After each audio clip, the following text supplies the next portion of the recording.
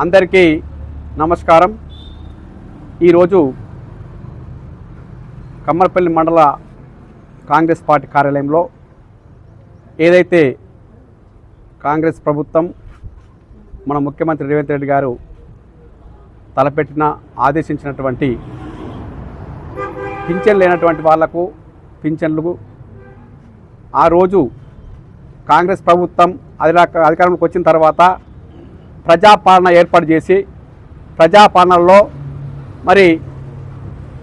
ప్రజలందరి చేత ఇంటి లేని వాళ్లకు విద్యా పింఛన్లకు ప్రతి దరఖాస్తులు తీసుకున్నటువంటి సందర్భం లోపల ప్రజాపాలనలో తీసుకున్నటువంటి దరఖాస్తులను ఆ రోజు ఎన్నికల్లో ఏదైతే హామీ ఇచ్చినామో ఇచ్చిన ప్రకారంగా ఒకటి నెరవేరుస్తూ ఇవాళ 3 సంవత్సరాలు ఎంతో ఘన విజయంగా పూర్తి చేసుకున్నటువంటి శుభ సందర్భంగా మరొక్కసారి మిగిలిపోయినటువంటి ఇందిరమ్మ ఇండ్లు ఎవరికైతే రాలేవో వాళ్ళందరినీ మళ్ళీ దరఖాస్తు చేసుకోమని, గతం లోపల పింఛన్లు రానటువంటి వాళ్ళు దరఖాస్తు చేసుకున్నారు ప్రజాపాలనలో.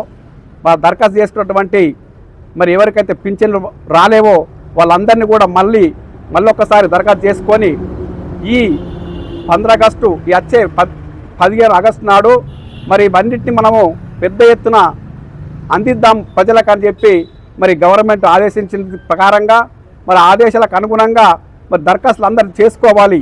లబ్ధిదారులందరూ వికలాంగులు అయితే వికలాంగుల సర్టిఫికేట్ పెట్టుకొని, వితంతువులు అయితే వితంతు సర్టిఫికేట్ పెట్టుకొని, ఇందిరామిండ్లు లేనటువంటి వాళ్ళు ఇందిరామిండ్ల కోసము ప్రతి ఒక్కరూ ఎక్కడెక్కడ ఏ అయితే అవసరాలు ఉన్నాయో వాళ్ళ అవసరాల రీత్యా వాళ్ళ అర్హతను బట్టి ప్రభుత్వం ఇవ్వడానికి కోసం సిద్ధంగా ఉంది. కాబట్టి ప్రతి ఒక్కరూ ఈ గవర్నమెంట్ ప్రవేశపెట్టే ఈ అందించేటువంటి ఈ ఆసరా పథకం కావచ్చు ప్రతి ఒక్కరికి అందుకోవాలని చెప్పి వాళ్ళు ఎంపీడీ ఆఫీస్ దగ్గరికి కానీ గ్రామ పంచాయతీ కార్యాలయం దగ్గరికి వెళ్ళి వారి యొక్క దరఖాస్తులను అందజేసినట్లయితే ఈ వివరాల కోసం ప్రభుత్వం సిద్ధంగా ఉంది.